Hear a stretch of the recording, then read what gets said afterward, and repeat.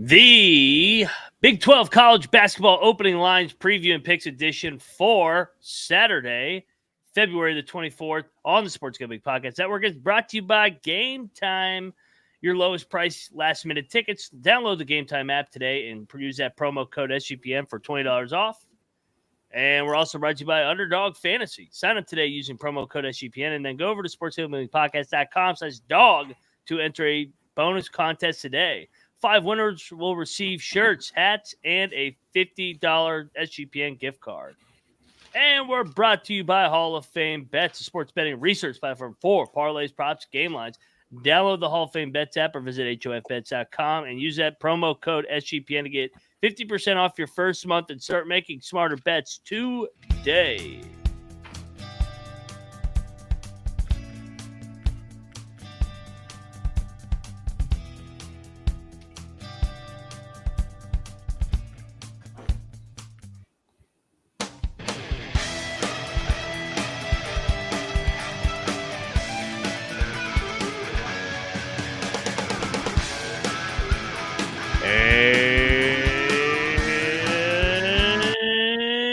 And welcome, everybody, to the Big 12 College Experience, part of the Sports Gambling Podcast Network. Friday, February the 23rd. Man, we only got 3 weeks till Selection Sunday. But, hey, we're here for the action. Another loaded Saturday in the best conference in the damn land, a.k.a. the Big 12. If you're wondering who you're listening to, I am Moneyline Mac, a.k.a. the former video coordinator for Bob Huggins and Frank Martin. And we're talking Big 12 hoops, which means we're joined by, well, this guy's a walking contradiction because he was born in Provo, Utah. He's got family in Ames, Iowa, and he lives in Morgantown, West Virginia. Co-host of the Ryan and Rush Show, Rambling Rush. What is up, Rush? Nice day outside that time of year. Good time to throw on the old Belichick cutoff and remembrance to the coach. Hopefully he's coaching again with us here soon. R.I.P. It's like we're talking like I'm actually looking forward to. I haven't seen that Apple documentary out on the team, but anyway, we're here to talk Big 12 basketball. Hey, we're getting to the fun time of the year. Ready for some spoiling. Got the nice solid 10-point win on Tuesday night. So Chad G made some money. So it's good to see everyone happy. It was. How about the Mountaineers getting? How about the Mountaineers? Monday was a fucking bullshit night. We'll talk about that here. Hey, third man in the box. You guys know him as a 6-Zin champion, also known as the Big 12 guru because he's always fighting a family civil war, whether in Norman, Stillwater, hello, Bedlam tomorrow on the Hardwood, Waco, Fort Worth. He is Troy Chewning, a.k.a. the green mowing, weed growing. What is up, man? Bedlam on the Hardwood, and it doesn't really mean much. So that could be a rough one. It's the final one. They'll play non-con. Wish there was more implications. Oh, I'm sure they'll play non-con in basketball way sooner. Yeah. But man, starting off big tomorrow's slate right at noon, just getting right into the biggest game of the day. But yeah, Monday was bullshit. We're just gonna pretend like Monday didn't happen at all. Yeah. At least Dylan Dessou went off. I was kind of all over his props in that game, but man, not a good Monday. Oklahoma State kind of comes out on the short end, but they're able to cover on our simulated line of, if it's over 10, go ahead and take the points with Oklahoma State. Yep. That was nice. It was right at 10.5. So got to count that one. But yeah, big day on Saturday. We Huge need, day. Iowa State's really in a good spot here. Kind of can see the tip of the Baylor-Houston game and see how things are going maybe a little bit. I didn't even think about that angle. We'll talk about that game. But yeah, Troy teased it. The best game in the country tomorrow is in the Big 12, and it's Baylor, Houston, 12 o'clock Eastern, 11 a.m. Central, and down there in Waco, and it's on CBS. So I like CBS's production better than ESPN. So way better. I'm glad they have March Madness. Yeah, honestly, I like FS1 and Fox better. I hate ESPN. I think their product fucking blows, but they ain't going anywhere, so we're going to have to keep watching the games. To recap the week, Houston and Texas got in the win column on Monday. Both should have covered. Neither covered because they both sold out in the last minute. And Iowa State definitely played for the backdoor spread because who takes a layup down 10 with 10 seconds and then doesn't foul? So that's doesn't foul. Yeah. Fuck you. Fucking bullshit, man. Yeah, some of these teams, you can't tell me they don't know the number. Texas, they were up double digit. They were up 12 with 3 minutes, but then K-State made some fucking I think Kaluma made a 4-point play that backdoored that spread. On Tuesday, the Mountaineers, wire to wire, honestly just dominated UCF. They were the better team from the start. We were on that as our money line dog. Also on Tuesday was this game was great. Fucking TCU and Texas Tech. This game was wire to wire. TCU was actually the better team. Led for about 36, 37 minutes, but Texas Tech does what they do. They storm back, make a hell of a comeback. Texas Tech's got the magic there in Lubbock. Also on Tuesday night, we had, where is it? The game in Provo. BYU was able to outlast Baylor. They pulled away late, so big win for the BYU Cougs. And that gets us to Wednesday, where all three of us said Oklahoma State was going to be live at Cincinnati. And for the league, this sucked. I was rooting for Oklahoma State for our bet, but I was hoping Cincinnati would find a way to fucking win. That's a dagger for Cincinnati's resume. Rush, your thoughts on a new week in the Big 12? Cincinnati's killer loss. It was a killer loss, and that's the loss that's probably going to make them NIT bound. I was big on this Cincinnati team, and I mean, I still think they're a decent team that's outperformed what they should have performed this year. And like I said, if they were able to hold it down, I mean, I know they lost to West Virginia, but watching that game more closely and kind of seeing what they're capable of, they're a solid team. And I always thought from the start, if they were able to sneak into March, that they could have been that like 11 seed play-in game that goes on the run. But you got to beat Oklahoma State, especially when it's at Cincinnati. Like that's an inexcusable loss. So they're definitely NIT bound. Looking like the Big 12 is only going to have 9 teams in, which, I mean, is probably right. But if you really think about it, if they weren't so like, oh, we have the automatic bids and then, we got to mix it up, get a couple of these other schools in. I mean, I still believe the Big 12 is, if you're literally going to take it at 10-11, I still think our 10-11 is better than other conferences, 3, 4, 5 teams, like by far. It's just, we're the league of the middle class, whether football or basketball, and we just all beat each other up. So people who don't follow the Big 12 as closely as we do and really understand everything that goes into it. And this is speaking of ESPN and the ESPN guys. I mean, Jay Billis, those guys don't even understand how, like, you have people going to like BYU in the Marriott Center and didn't realize what a type of environment that was. And we were talking about it here for forever. I mean, we used to talk about it in high school, Ryan, and we understood it. And unfortunately, when you don't have that mainstream pool, you come to find it comes March. And I would still take Cincinnati over like a Pitt in the ACC by far. But yeah, like, or any other kind of borderline ACC Big 10 team. But unfortunately, they want to mix it up. I was going to say, if Cincinnati's team this year is playing in a mid-major conference, do we think that they get a bid? Probably. They've kind of hit a wall here in the Big 12. I was afraid that they may go through this. BYU's going through the same thing, but BYU has such inflated computer numbers that they're able to survive and go 500 in Big 12 play. So, but I mean, that's the nature of the beast. Houston has done a good job surviving it, but if you look at their rosters, man, Houston looks like a Big 12 team. They got the transfer LJ Cryer to pair with Sheed. Kelvin Sampson's coach in this league. They look the part of a Big 12 team. And that's why they're sitting at first at 10-3, although I think we all agree they do have a couple losses left on their schedule. Iowa State solo place, second place, that is, at 9-4. They have the easiest remaining schedule, so they just need one Houston loss, and they will be right back in the driver's seat to control their destiny.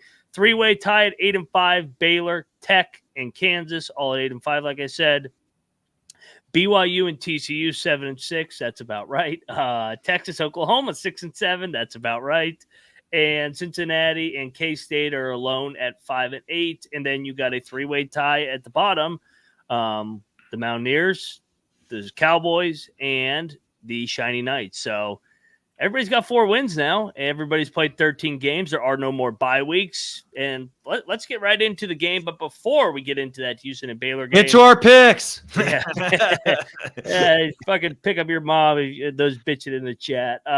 We're brought to you by Game Time. Game Times. If you want buying tickets to your lowest events, they shouldn't be stressful. Flash deals and last-minute tickets. Forget planning in advance. Game Time has deals on tickets right up to the day of the event. Get images of your seats where you know where you're buying exactly, so you know exactly where you're going to sit, and you're not behind the damn pole.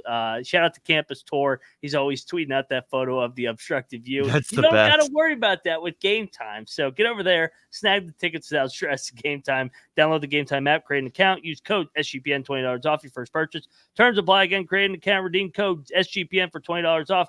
Download the Game Time today. Last minute tickets, lowest price guaranteed. And we're brought to you by Underdog Fantasy, because you have a way to play alongside your favorite fantasy players all season long. NBA, NHL, soccer, college hoops. Simply pick higher, lower on your favorite fantasy stats and cash in. Troy Chewning, the guru of Underdog. What do we got cooking up here? I know the lines are limited this early. It's okay, because we've got it cooking in the game we're about to go right into, I believe. We've got the revenge angle here. LJ Cryer going higher than 2.5 3-pointers made. He was real cold last game they played. And Jaden Nunn has been playing pretty well for Baylor. And I saw his higher lower was at 1.5 threes. So we're going higher on that as well. And they're both spicy. So it's almost 4-1.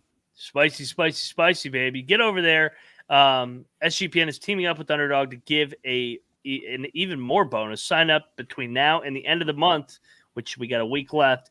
And you got 5 winners will receive an Underdog hat, Underdog shirt, and a $50 SGPN gift card. Sign up today. Promo code TCESGPN. And then go over to sportsgamblingpodcast.com/dog to enter the contest for your chance to win. And when you use the sign-up code, promo code TCESGPN, Underdog will double your first deposit up to $100. Underdog Fantasy promo code TCESGPN. All righty, we are back. Let's fucking talk some fucking hoops, baby. Let's get right into the game. I mean, you don't got to wait long here. The noon slate sucks tomorrow, but I'm glad it sucks so that I can really dial in on this one, because I actually have to do something from 11 a.m. to 1 p.m. Eastern tomorrow. So this game will be on the phone for the first half, and then it'll be coming in hot for the second half. Don't worry. I'll get my mega graphic out before 11 a.m. before I got to handle my commitment at 11. I'll only have 75 locks tomorrow, I think. There's a lot of games tomorrow. Houston's going to Baylor. We talked about it. Houston holds a 1-game lead over Iowa State. Houston is coming off the big Monday win. They survived. They actually got out-rebounded in that game. This is the first matchup between these two that Troy hinted at it. This is the return game for LJ Cryer. And I'm fading Houston. We've seen UConn go down on the road. We've seen Purdue go down on the road. And every time, honestly, outside of one game for Houston, when they've hit the road to take on a traditional Big 12 team, they've lost. Iowa State, they lost. At TCU, they lost. At Kansas, they lost. The only one they got away with was Texas. They were able to win in Provo and Cincinnati, but those are newcomers to this league. I think it's a little bit of a letdown and a hard spot for them. I think I like to fade the team that has a return player going to play his former team as well. I trust those Baylor guards to make shots and Scott Drew to find a way to grind it out in that building. That place is going to be on fire. And I think they're going to be able to keep Houston off the glass and limit their second chance points. Give me the Bears. I think they win the game outright. Let's go. Sick 'em. Yeah, I don't know if Shed is going to be able to shoot the basketball as well as he did in the last game that kind of saved him against Iowa State with, going off, what do you have, 26, 28 points or something like that. Yep. I don't know if he'll be able to shoot the ball as well, but Baylor does kind of play slow, and the mistakes that Baylor makes plays right into what Houston kind of wants to force teams to do. So this is really one that I don't have a ton of conviction on it. I want to lay the points with Houston because I think they know they can win the Big 12 in their first year, and that's probably important to them. But going on the road, they've had so many issues. I think. No, you know what? I am going to lay it with Houston. I'm going to stay with Houston. On, you know you want to take Baylor. He's reverse jinxing himself. He knows what he's doing. I want Baylor to win this game. I just think that Houston is slightly better, and they finally get a chance to prove it. And with all the other BS that's going to go on around the nation, this could go a long way to being like the number 1 overall seed, maybe. I go ahead, Rush. Give your handicap. I think we need to have a realistic conversation why Houston is not talked about with UConn and Purdue. But first, go ahead, Rush. Well, I've said it multiple times. I think Houston's winning the national championship. I think this Big 12 bump is what does it for them. We talk about the revenge angle for LJ Cryer, right? But he's the one that left Baylor. What about Baylor's revenge angle and their new gym? Dude, I love Baylor in this game. I think this is Houston's last loss before they take off. I really do. I think this is going to be one of the humbling losses. No, maybe they lose one more in Big 12 play or tournament play and then, get right. But I really, really like Baylor in this game a lot beyond the +2.5. I'm with you, Ryan. I think Baylor wins this game. And so does Kennedy. So this is stacking up well for Troy. He's reverse jinxing it on his side. Everyone else picks Baylor. Get the confidence going in there. Let's go, Troy. Sick 'em, baby. Smart man. I had to take one for the team. There you go. You know what you're doing. Yeah. Well done, Troy. And shout out to Ronald in the chat. He's from Waco. They're gonna let Cryer have it. I mean, he left to go in the league. That's what I'm saying. It's Baylor's revenge over LJ. Sometimes that backfires, though. If he comes out and he doesn't make one of his first few shots, you might as well just stay completely silent and just don't poke the bear. So I want to circle back though to the conversation the topic. I don't understand this national narrative that Houston, like it's UConn and Purdue 1-2 and nobody's close. I don't know how the fuck that's the case. When you look at the actual resumes, Houston 9-3 versus Quad and 1, Purdue 9-3, UConn 9-3. In Quad 2, Houston's 2-0. Houston's actually number 1 in the net. Houston's number 1 on KenPom. I think Houston's even. I don't know if they number 1 on Bartorvik too. Either way, I mean shot quality. Houston's number 1. Yeah, they're number 1 across the board. I don't understand how they're not considered for the number 1 overall seed. They play in the best league in America, and their only losses are at the PHOG, in Hilton, and at TCU. 2 of which were one-possession games. And, yes, Richie Rich, they did get beat down at the PHOG. UConn lost at the fucking PHOG, too. So, and they got fucking blown the fuck out in Omaha. And Purdue got blown the fuck out at Nebraska. I don't know. Am I crazy, Rush, for thinking? No, you're not, but maybe that's the way Houston wants it. Maybe it's good. It's not a bad thing to go a little under the radar. So, and the thing is with UConn this year, they have expectations. We talked about it last year. You said it. UConn. One of the reasons they kind of went through is they went under the radar. So in a way, you're giving Houston that same advantage there. Purdue, we've heard Purdue hyped up for a bit. Maybe it's that Virginia angle where you lose to a 16 seed and then you win it next year. But that's only obviously happened once. Well, I mean, we'll see if it happens this year. But I feel like Purdue's also talked about every year, and they're just always, and then they get to it, and it's like, well, where's Purdue? So, Purdue can finally shoot the basketball, but when things get tough, they still resort to we're going to dump it to Zach Edey every fucking time, no matter what, and that kind of plays into the defense that a lot of teams would rather you take 2-point shots than 3-point shots. Like they're stressing running people off the line. When it comes to guard play and running people off the 3-point line, the best team in the country is Houston. Nobody's doing it like them. The athleticism they have and how deep they are and all that, like they are prime March basketball team, and they're already pretty good in these regular season games and all that. But when you got to play, every other game or every other day for a weekend, there's not going to be too many teams that can run up and down the floor, turn around and play after a day of rest against Houston and be able to do much.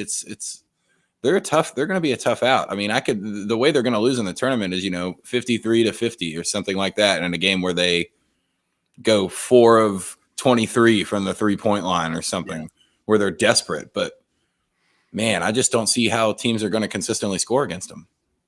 Yeah, it's for them to lose, it's going to have to be one of those bullshit nights where the other team just makes everything. Maybe like an Arizona or Auburn or Alabama where they just make a shitload of fucking threes and Houston just can't match it. But it's going to like Miami did last year where whatever Miami threw up against them fucking found the net. That's the only way I could see a team. I actually like them matched up against Connecticut and Purdue because they don't do that. And I think that they could punk their guards with their backcourt. So we'll talk about it. We probably won't even ever get that hypothetical matchup because the tournament never goes chalk. Yeah. Sadly. But the bottom line, Houston should be in that conversation. I just read off the resumes. They all have 3 losses. They all have lost 3 losses on the road. Houston has better numbers, but for some reason they're not sexy, so nobody talks about them. But that's good. I think it's good for Houston because they were pumped last year with with Jim Nance doing this last year the tournament too, and I think people wanted to see that. So Big 12 this year, go a little under the radar. That might be the winning formula.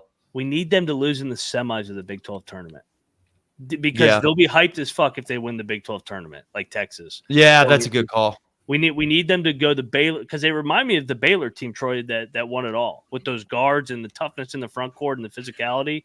I hope that they can lose in the semis like Baylor did to Oklahoma State and then boom, take off from there. I mean, if the Houston guards get hot, nobody's beating them. If they shoot the ball well, it's the only way you can beat them is if you shoot the ball the most efficient that you ever have. Well, if for some reason Houston plays anywhere near efficient, especially from long distance, you're screwed. The game's over. You have no chance. So in any game where like LJ Cryer plays well along with Shed, the game's pretty much over. Those guys are going to dominate you on both sides of the ball. It's crazy. I would even hear arguments that they're better than Purdue and UConn.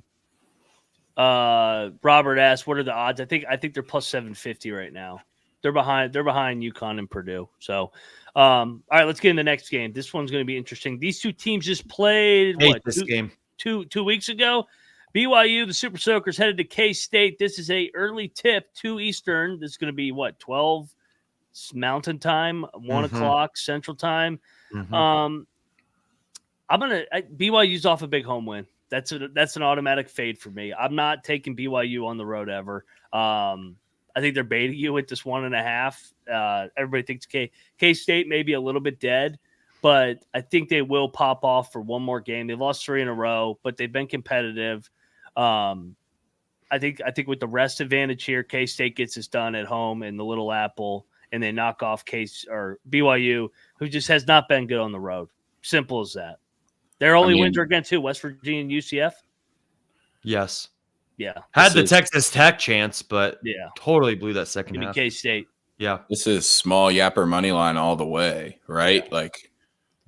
If you're gonna if you're gonna take the 1.5 points, it might as well play the money line as well. I think I am gonna take the 1.5 with K-State at home. I think this is a very typical Big 12 run into a wall spot. Big win over Baylor, shoot the ball really well, go on the road, do a hostile octagon of doom. 2 or 3 shots don't go down against Baylor, you might lose that one. Well, 2 or 3 shots are probably not going to go down the same way they did at home here in Manhattan. I'll take the points, but I'm probably playing this one K-State outright as well. Let's go. Rush. So it's actually been a very good season for BYU to this first year in the Big 12. They win the rest of their home games. They have TCU and I think Oklahoma State to end the season. They'll finish 500 in the Big 12, which is huge. But I know BYU basketball and BYU athletics is pretty well growing up with them. Just when you think, we might be able to get above 500, this is the game where they just don't. Things are too good right now for BYU, so now you got to settle it back. Kansas State wins this game. They got that double road trip out in Kansas. I think it's kind of chalky the rest of the season that plays out for BYU. If they're on the road, take the other team. If they're at home, take BYU. And I think they'll finish 9-9 in the Big 12, which is fantastic. I mean, honestly, good job for them. Their first year in the Big 12, finishing 500 there. But Kansas State wins this game. Unfortunately, things are too good right now for BYU. They can't sustain this. I agree. Let's see what Kennedy has to say. Kennedy's on Kansas State as well. He knows better. He actually did one of those things where he flipped on heads and then he got, he was like, oh, what am I doing? Take the rest of the way over. I'm looking forward. I think BYU could get to the second weekend in March if they get the right draws. So. Oh, hell yeah, they can. Yeah, they've held their own. They should be, like you said, they've been a good addition to this league with their unique style. I'll tell you who else is unique. That's Hall of Fame bets, because you can win bigger by betting smarter. This NBA season with Hall of Fame bets, a sports analytics platform for parlays, props, and game lines.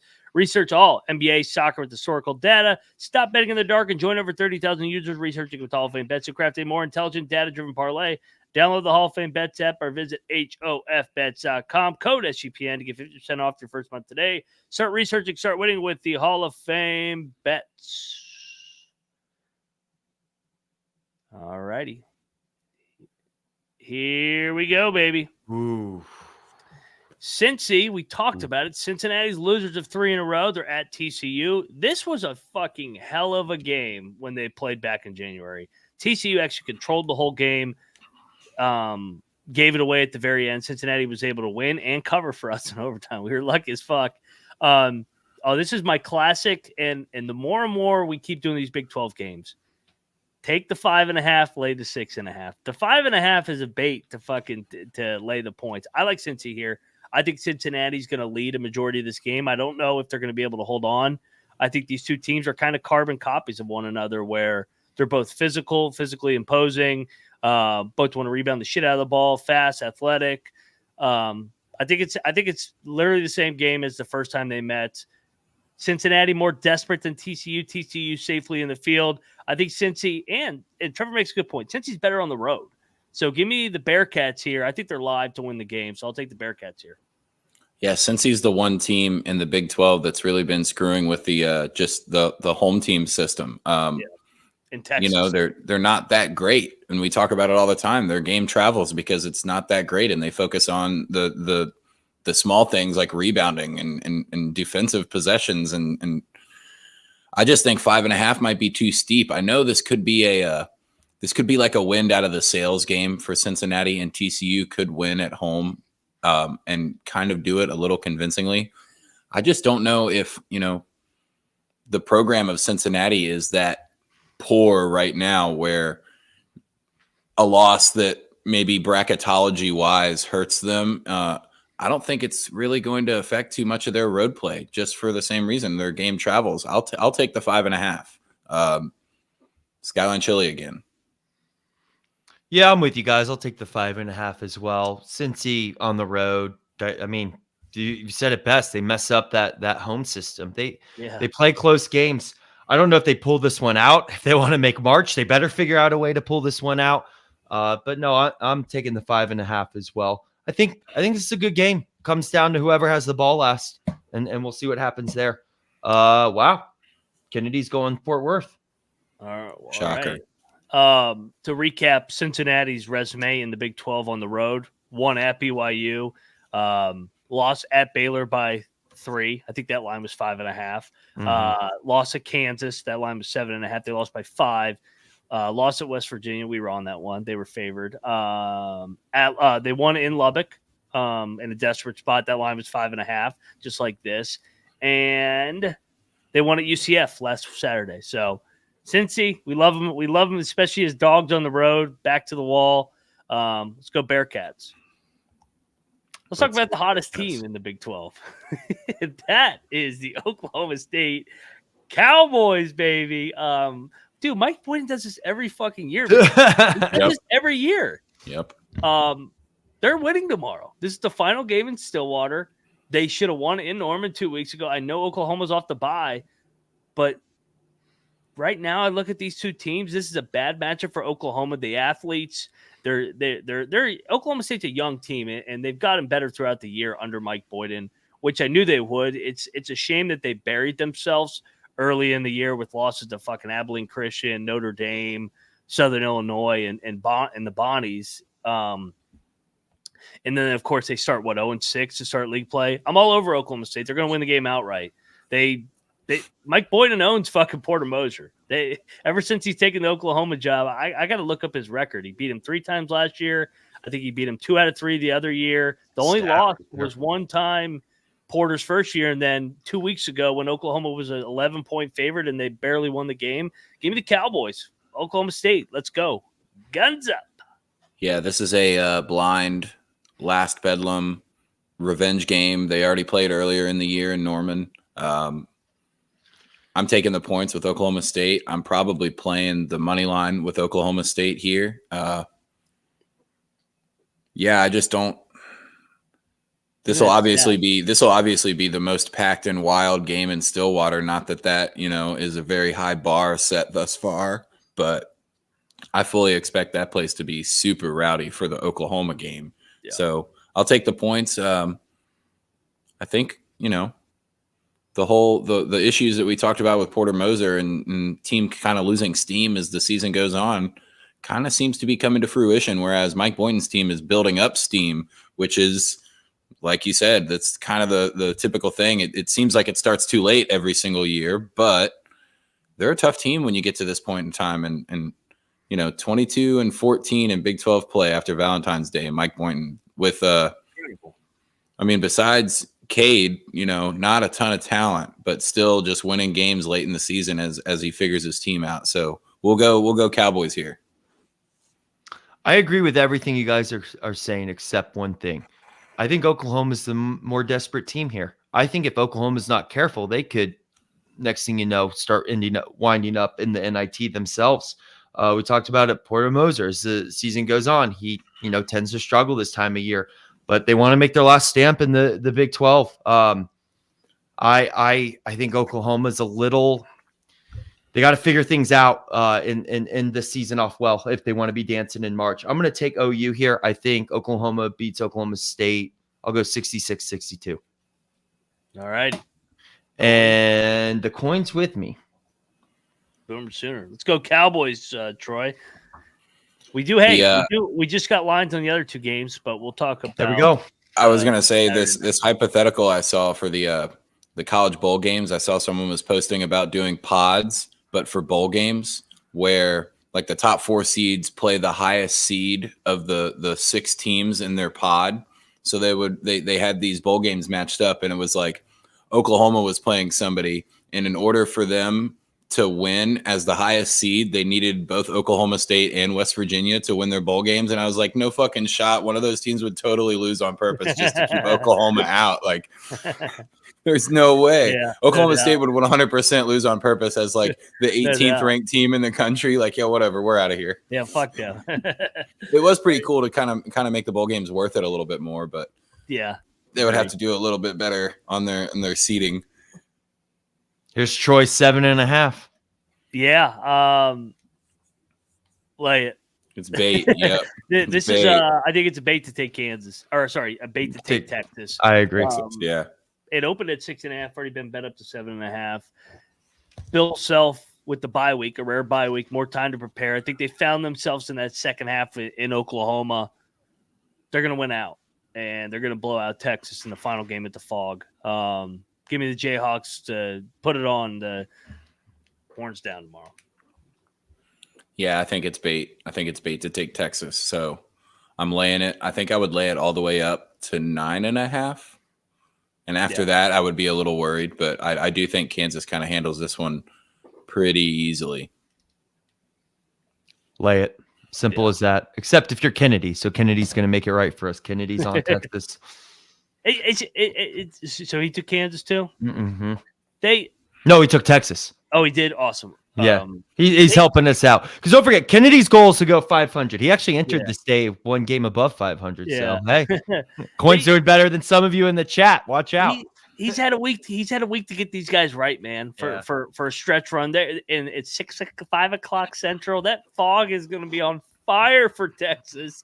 They're going to blow them. They're going to blow the doors off them, just like Houston did last Saturday. Horns down. This game is interesting. Dang, only 1.5. Shit. Texas Tech is going to UCF. UCF is laying 1.5. And if you remember, UCF, when they played in Lubbock, UCF was winning at halftime, kind of controlled the game. They're on a 4-game losing streak. And then you got Texas Tech with the miracle comeback. I like UCF here, man. They've been a pain in everybody's fucking ass down there at the bounce house. They were right there to beat Cincinnati, lost by 2. This is only they've just got off 3 out of 4 on the road. They beat Oklahoma at home. They were in with Baylor the entire time. They beat West Virginia. They beat Kansas. UCF is almost kind of turned into like a system play at home. I think it's a bait to take Texas Tech. I think it's a good spot for the Shiny Knights here. And Texas Tech is not the same team away from Lubbock, and they're coming off an emotional win, and they got Texas on deck in Lubbock. So give me UCF all day here. Yeah, do we think this line maybe flips? Or are they going to – I don't think so. I think they're going to they're going to stand strong and say UCF's going to win the game. I think they're going to take all the Texas Tech action they want here. Because I would say, especially if it got in Tech's favor or anything like that, UCF would be an easy play or, just a straight pick 'em. Texas Tech does like to, play with their food regardless of if it's a high-scoring or low-scoring game. Everything is always pretty fucking close. There's no breakouts, but I think I hated on the bounce house for so long that it became unstoppable.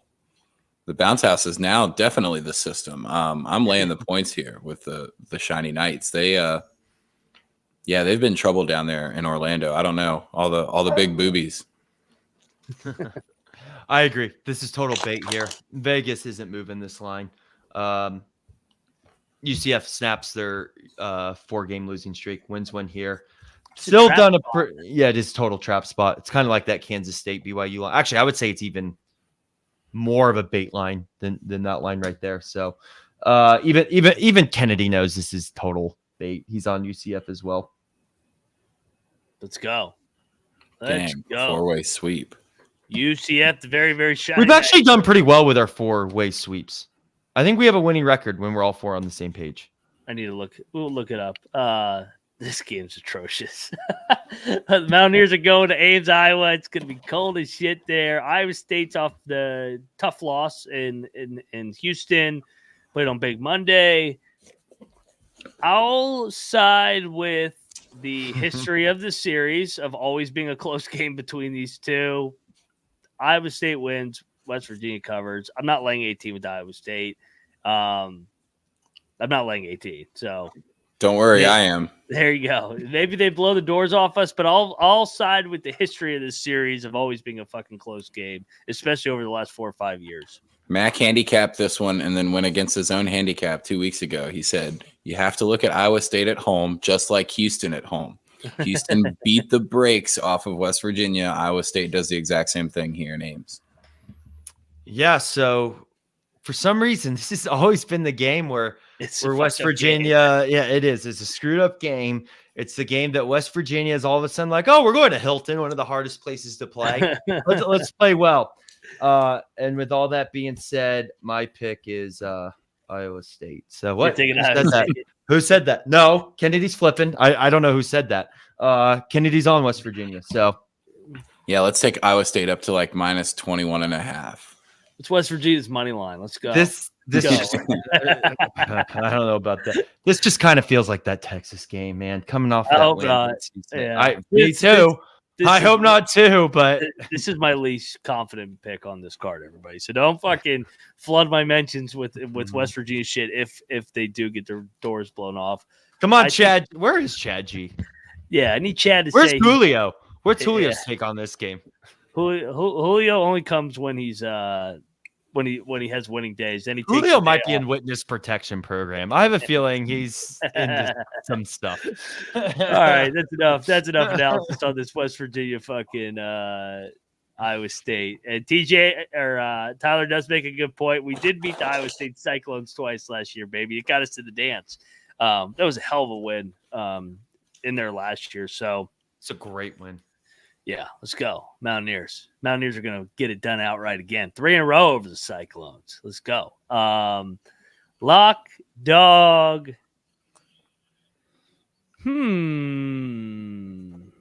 Lock. This is easy. Sick 'em. Give me the Bears. Oh, I hate to do it because the smart play is probably locking Kansas at home at the PHOG, but I'm locking Iowa State. They've got the biggest line. So I'm going to lock UCF. Shiny Knights, baby. I like the Shiny Knights. Dog. Wait a second. Dog. Did you hear that? I need a juicy dog. Dog. Who's really Tibble's dog? I mean, there's all these lines are tight other than Texas, and I'm not taking Texas. They're gonna get fucking smacked. I don't. Give me Oklahoma State again. If it ain't broke, don't fix it. Let's go, Mike Boynton. Let's go. Fuck Oklahoma. Beat them again.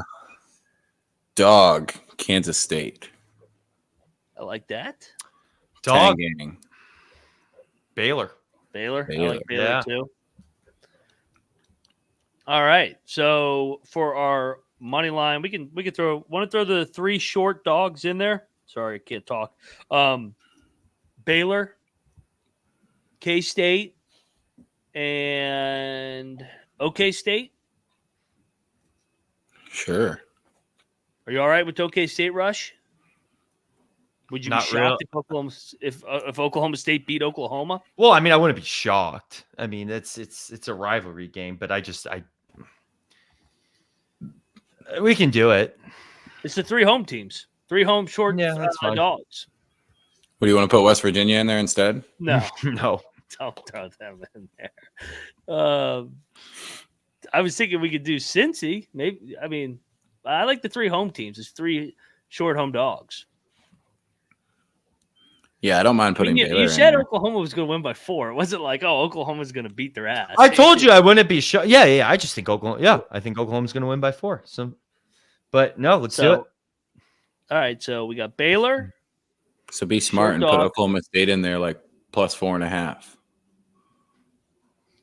What do you mean plus 4.5? You mean minus 4.5? Make the odds worse. Yeah, make your odds worse. Sell some juice. No, you gotta take in the a money 3-way line. parlay. One of the money line dog parlay. 3-way parlay. We haven't gotten one right yet. Why start now? You gotta make money parlay. All right. Baylor plus 1. I think FanDuel's the only one that's got the money lines out right now. Baylor plus 126. Fucking K-State's already up to 104. So that's barely even a dog at this point. And the Oklahoma State Cowboys are plus 115. It's a nice 9-to-1er. 9-to-1er. Get you a 9er in there.